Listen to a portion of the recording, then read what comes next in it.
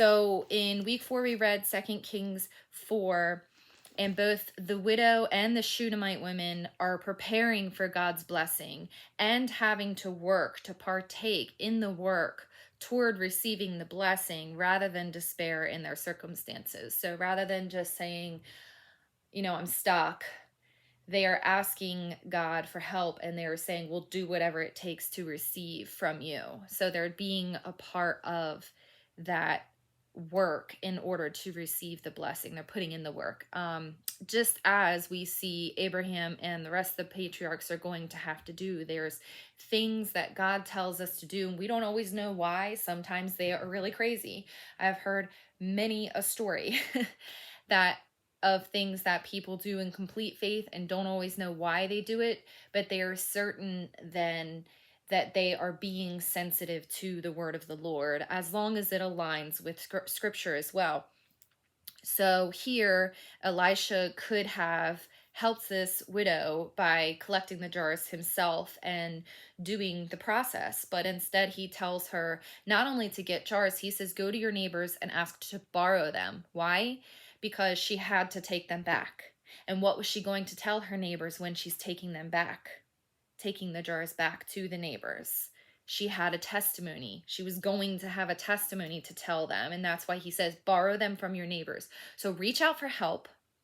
Don't be afraid to do that. And I'm saying that from a place of relation and understanding, because I have not always been great at reaching out for help.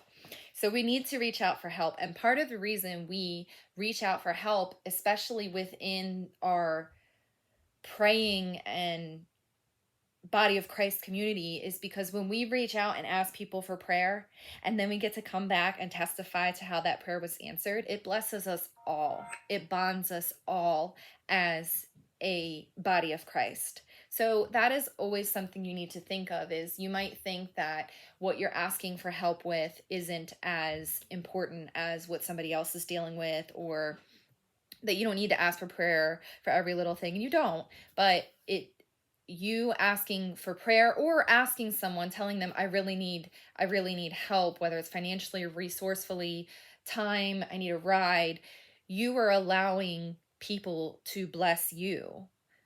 There are many people that I have known that have a problem with asking for help, and they always feel obligated to be the helper. And then when it comes time for them needing something, they feel like a burden. But I've told them, like, you have to realize that sometimes you make yourself distant from others, and so that they don't know how to help you. So when you finally give them the opportunity, hey, I actually need something this time, people will jump and be happy to finally have a way to bless you, because you're always the one putting out for everyone else. And that's not the way it was meant to be. It was meant to be share each other's burdens, not certain ones carry everything for everyone else. So that's what Elisha is doing here. He's helping her partake in this work, so that not only she is affected, but every one of her neighbors that she borrowed a jar from and has to go back to take it, and with a testimony, and her sons that are also pouring out the oil and seeing this miracle take place, are impacted.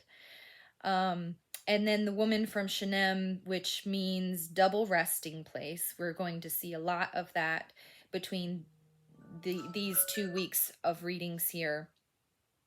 There is a double resting place in Shunem, and this woman had unbelief in 2 Kings 4:16, when she is told that she's going to have a son in her arms this year, next time. We remember seeing this season, or next year at this time, in Genesis 18:14, the same thing was told to Sarah. So it's a miracle, much like Sarah received here, and the woman responds in unbelief. Don't deceive me and get my hopes up like that. But the Lord blesses her anyways, and her faith grows throughout this, so that when her son does die,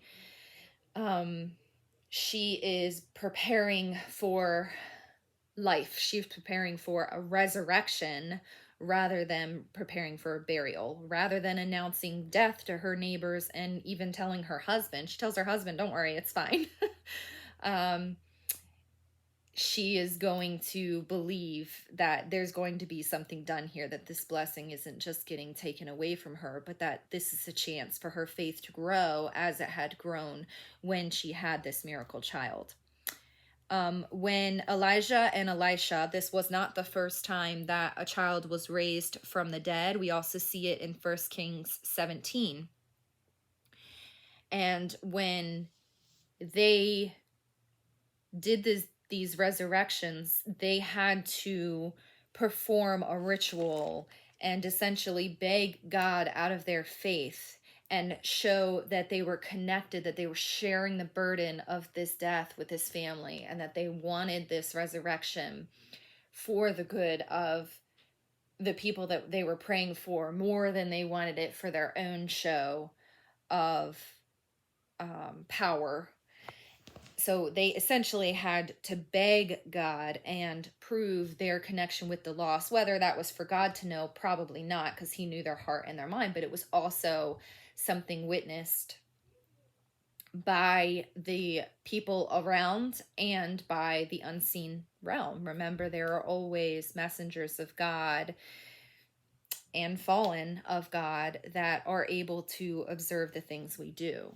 So the show that they had to put on was for a reason, but it also is a shadow of Jesus condescending to connect with the losses that humanity goes through. So it shows a small picture of how Jesus is going to come as the incarnation and show us what it's like for God to experience things as a human, so that we can realize he knows what we feel, he knows what we struggle with, he knows our frustrations, he knows our temptations, which is something we've talked a lot about in my other study this week. And I've had to do a lot of research about this week, writing about the doctrine of impeccability. And it was Jesus, did he have the ability to sin? If he didn't have the ability to sin, would he have really been able to be tempted or tested? So yes, Jesus experienced everything as a human that we have ever experienced.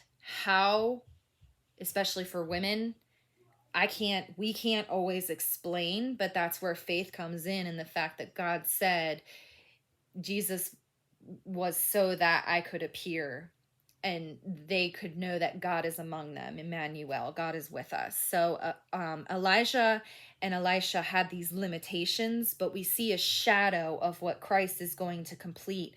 And then all he had to do was speak. He didn't even have to touch people, and they were resurrected.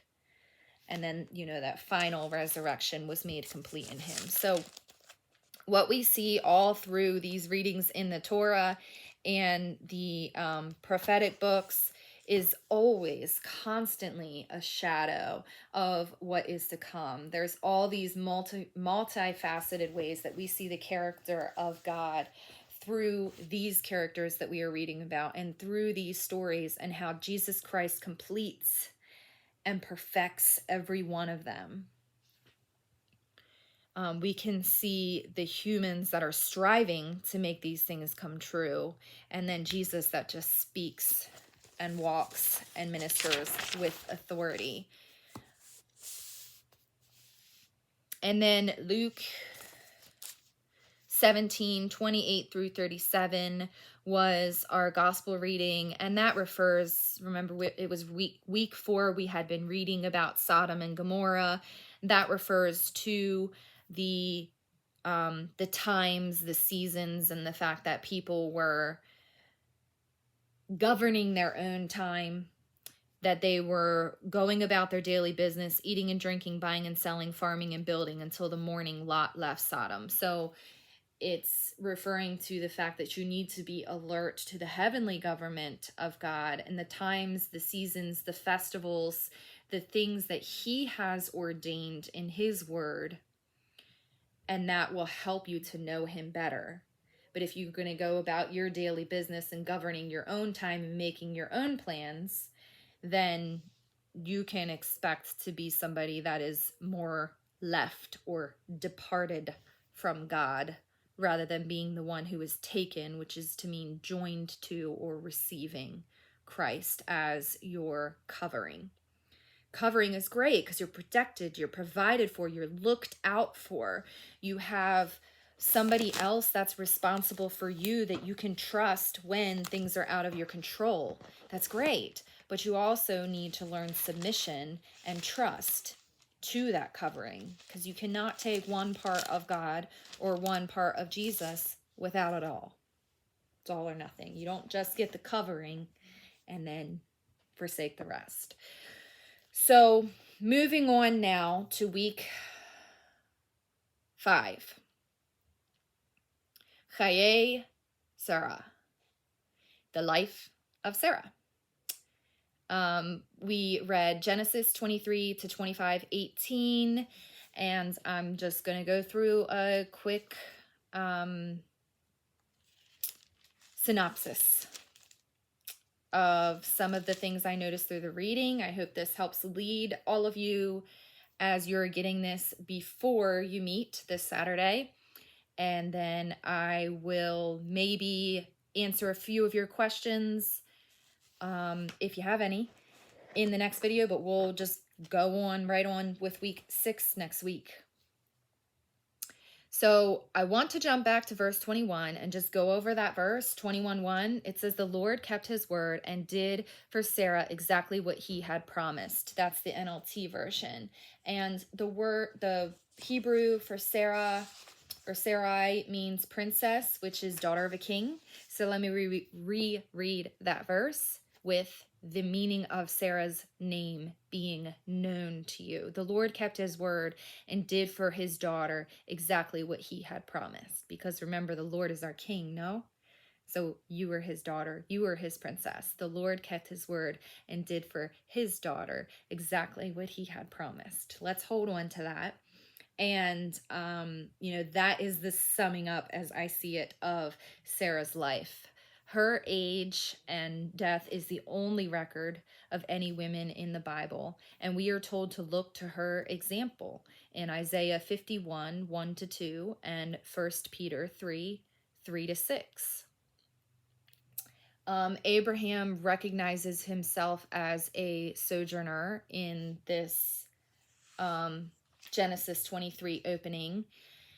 Is this because of leaving his hometown and wandering about until he reaches this promised land? Or is this because he is seeing himself as a son of God, or prince of God, as he is referred here to in verse 5, and that he is a citizen through God, that he has no longer recognized himself according to the physical land, but that he is recognizing himself as one of God's sons. Hittites are from the son of Chayei, which means terror in Hebrew. And that's really what they're doing here, is kind of terrorizing Abraham and abusing his kindness by feigning their own kindness. So it's very ironic, the formalities and the politeness that goes on between them, while Abraham is trying to act as a son of God and represent himself as a sojourner. People in that time from other nations were known to take advantage of them. That's what we saw in the last reading with the men coming to Lot's house when they were having guests. So Israel was a set apart nation because they were known for their hospitality to guests, whereas other nations were known to be more intimidating to outsiders. And it was kind of like, if you're going to come here, we're going to make sure you're worth allowing to be in our land. It was just very possessive, territorial. So that's what's going on here. It's not a nice little negotiation as you might read. What's actually going on here is Abraham is being very calm, collected, peaceful, kind, and they're essentially mocking him by some of the words and ways that they're talking to him. Excuse me. In verse 5, they actually call Abraham a prince, which again is the word is very close to Sarah's name. Instead of Sarai, it's Nasi. Nasi. And, they call him a prince. So it's a connection to Sarah, as well as the root of both of those words mean lifted up. So it's also a connection to God, to Jesus. It's also a shadowing of how Jesus is going to be mocked.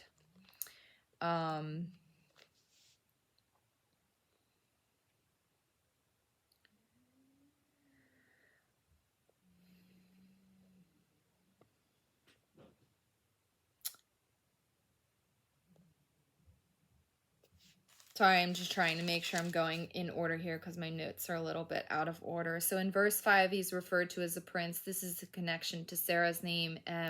Jesus is the root, means lifted up. And then in verse 9, he mentions the cave of Machpelah, which means double. Another word that points to the abundance of God. We have the abundance of God, the double blessing, but we also have that kind of contronym of double, where we're going to see here soon with Isaac and Rebecca and the twins they're about to have, which looks like a double blessing, but same thing with Cain and Abel. You're going to see more of that. As things are doubly abundant from the Lord, they are also doubly distorted and decreated. So you're going to continue to see that new generations have a creation pattern, just as sin is trying very hard to pull everything that God is putting together apart. So in this cave, Abraham had previously built an altar there. That was in Genesis 13:18. And him and Sarah ends up being buried there. He's buried in Genesis 25:9. Isaac and Rebecca are also later buried there, Genesis 49:31.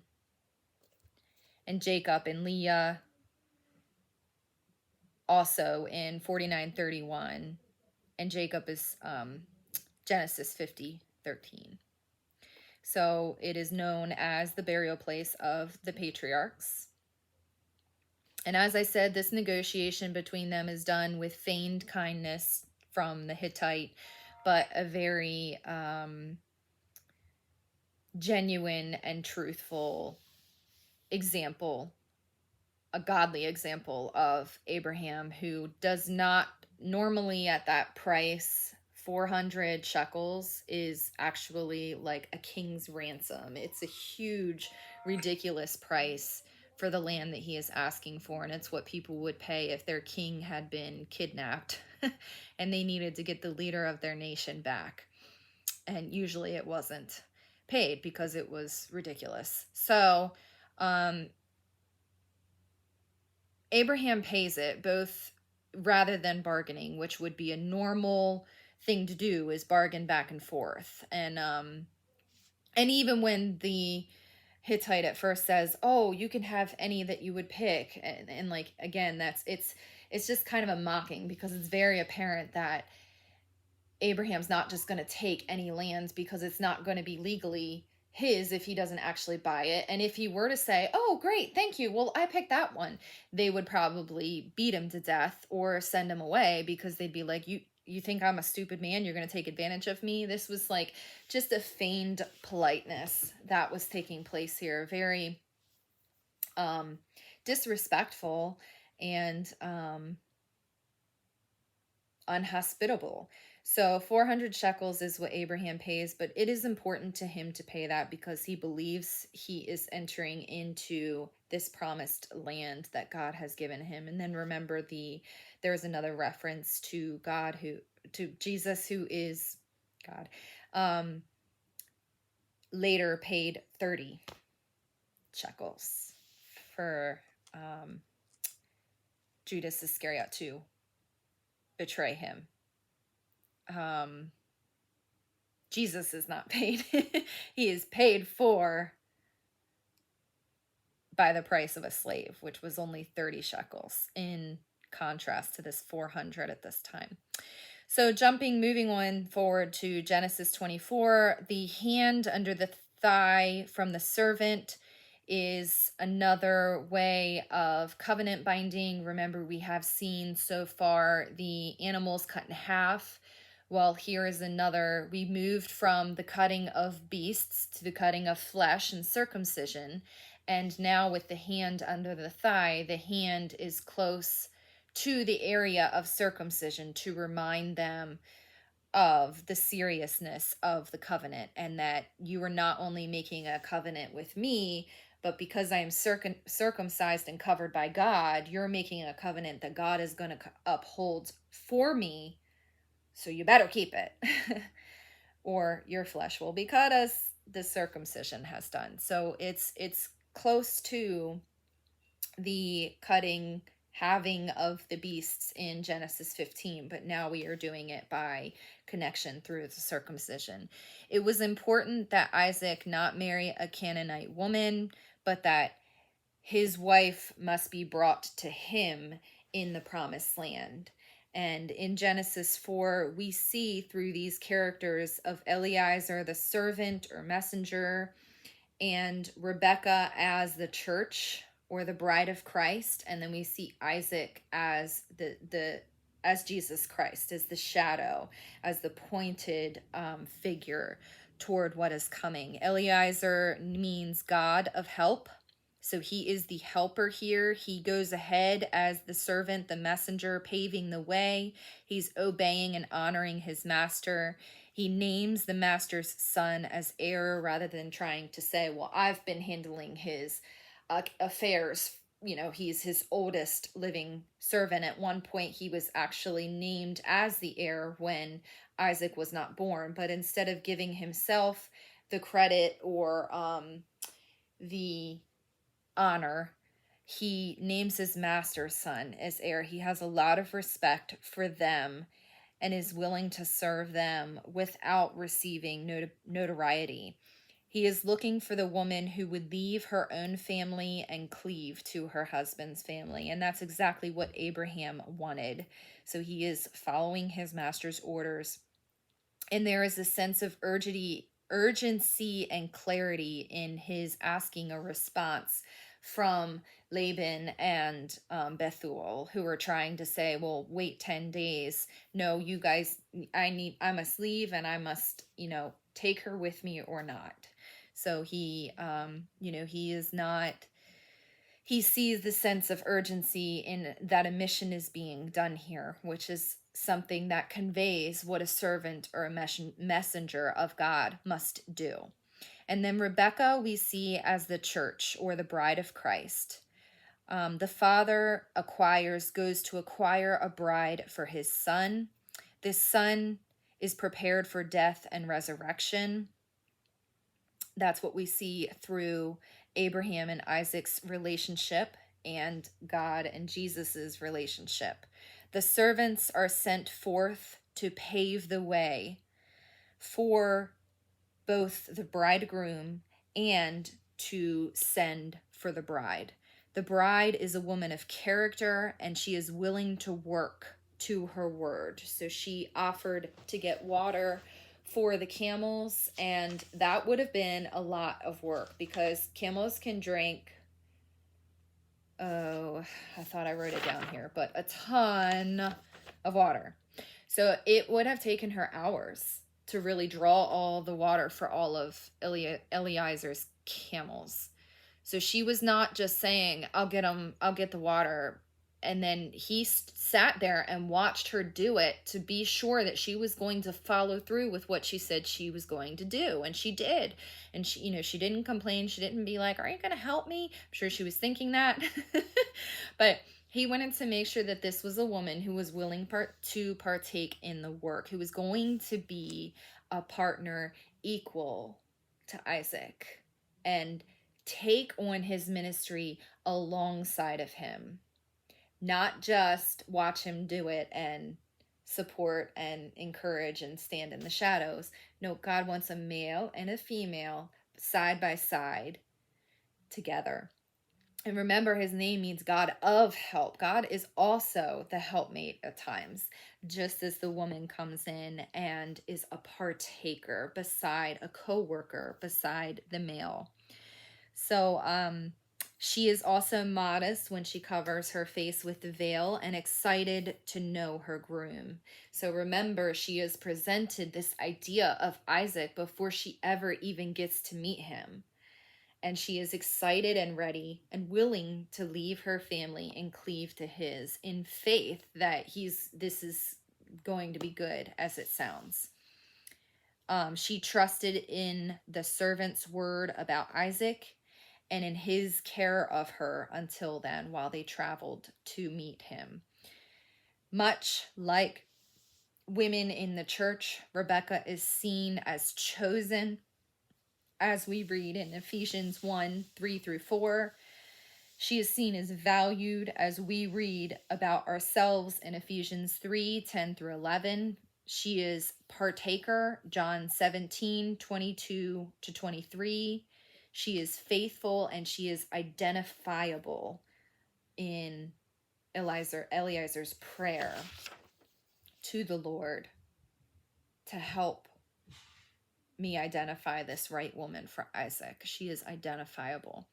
So Isaac, seen in Jesus, or seen as the shadow preparing the way for Jesus, both of them were promised before their arrival. Their births were prophesied and they appeared at an appointed time, at an appointed season, which was what we were reading about all last week, is the heavenly government, is the heavenly appointing of the time and the seasons for things to occur. They were provided for through their father, both Abraham and God the Father, and they were conceived and born miraculously. They were prophesied over and anointed before conception. They were both offered in sacrifice, and they were willing and trusted their fathers in being sacrificed. Because remember, Isaac was a grown man who could have fought off his dad and walked down the hill by himself, but instead they both, Isaac and Jesus, returned from the mountain transformed as different people. And I'm referring to Jesus's transfiguration when he went onto the mountain and was transformed. And then when Isaac went with Abraham, he certainly came back transformed, though we don't really know much between that and his wedding. A servant was sent to prepare the way ahead of them. The servant also prepared the way for the bride. And Jesus and Isaac both come out to meet their bride. Jesus the first time, and Jesus this goes to prepare a place for her, and then will come back a second time. In prayer ministry, Jesus and Isaac prayed through their times of grief and joy. They were both known to have experienced grief. Isaac with the loss of his mother, and Jesus with the loss of John the Baptist, but also, lots of friends and people that betrayed him. And I believe Jesus's agonizing in the garden had a lot to do with the things that he was hurting about the people who loved him, about what the people who loved him were about to go through.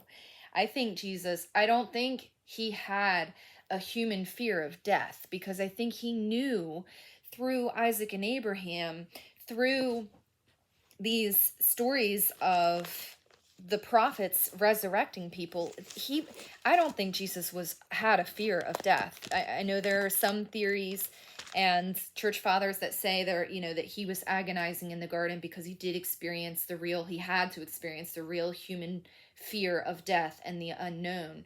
But believers who knew these words were not afraid of death.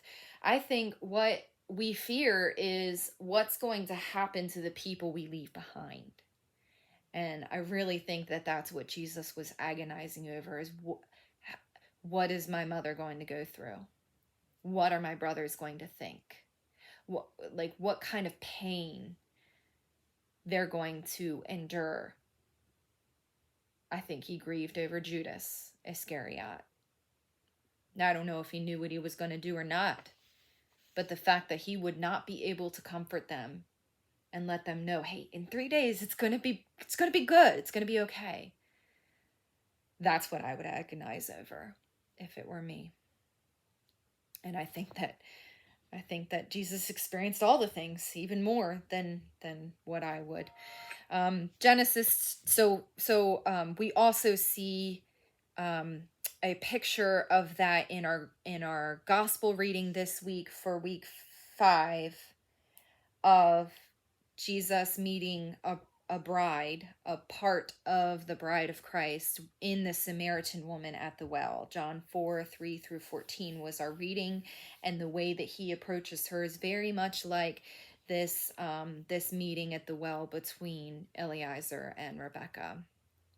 So I think we see some similar things going on there. In Genesis 25, Abraham continues to father many nations through Keturah. I also wonder if, I didn't look super far into this, but one of the notes that I read in my commentary made me think about the fact that, is this where the idea for till death do us part comes from? Because Sarah and Abraham had been some of the longest living people and the longest recorded marriages, and then he remarries. So, is that where the cardinal understanding comes from, that when one spouse dies, you can continue to marry? And this is how Abraham continued to father nations. He marries Keturah, or she could possibly be a concubine, as the following verses say. And then the legacy of the father's blessing is meant to multiply, not maintain. So it is meant to be reaching out, extending, and adding to, which is what having all of these sons of different nations is doing. But Abraham and Sarah die, so only God can carry on the multiplication. And that is further explained in Hebrews 11:20-21, talks about how the multiplication is carried on through Abraham's sons. Verse 16-17 of Genesis 25, Ishmael's sons are also called princes of nations, the same Hebrew word as Abraham is called in Genesis 23, verse 5. Though Ishmael is not a son of the covenant, he is still blessed and looked over by God, such as Solomon in 1 Kings 1:1-31, which is our reading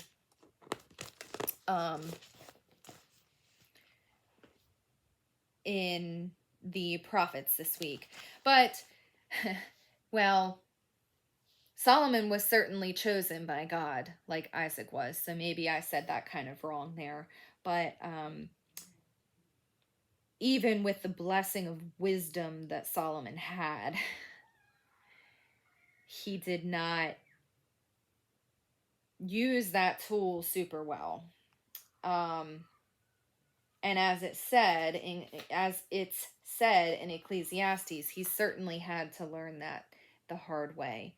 So we read about the appointed son in 1 Kings, and how Bathsheba had to believe in the promise that was given in her son in order to go through and partake in the Lord's work to make sure that Solomon, the fourth son of hers, was the next one anointed to be king. And that's what we read about in First Kings here, is a reference to the fact that we have another woman that is willing to go forth in faith that the Lord will do what he said he would do, just as that Genesis 21:1 verse. And then in John 4, I just want to note the story with the Samaritan woman. She progresses in how she refers to Jesus. And first she calls him a Jew, then she calls him Sir. Then she realizes he is a prophet, and finally it is revealed to her that he is the Messiah. So she progresses in her faith just in this one conversation with him. She changes in the way that she relates to him and realizes who he is, as he first shows her, reveals to her that he knows who she is. First, he identifies her first. He goes looking for her first, much like Eliezer did with Rebecca in the well scene. Jesus ministers even while tired and weary. It says in verse 6 that Jesus was tired from the long walk and sat wearily beside the well about noontime, and then asked her for the drink of water. So he talks to her about a gift that God has for her, not earned, and it's not lost through the choices that she's made either. And then he tells her about the water that is satisfying, full, and enough. Do you believe that what Jesus has done is enough for you? Do you believe that it is personal to you, and that he has gone after you as chosen, as identified by your name? The reading stops there at verse 14 before it goes on to her husbands. And I think the reason for that is because we are supposed to be looking at the exchange that is purely between her and Jesus, and how they are relating, how he is relating to her and speaking to her, looking at her and paying attention to her like no other man has before. And then he mentions, go and get your husbands. And so that focus kind of changes on the fact that she has desired to be wanted in a way that a husband wants a wife, and yet she's never been able to find that. And she's been distracted by looking for that in human man. And now Christ, the Messiah, is here to tell her, I can give you everything that you've ever wanted, without you having to do anything to earn it. Just believe and, receive that water from me. So that's good. Until next week.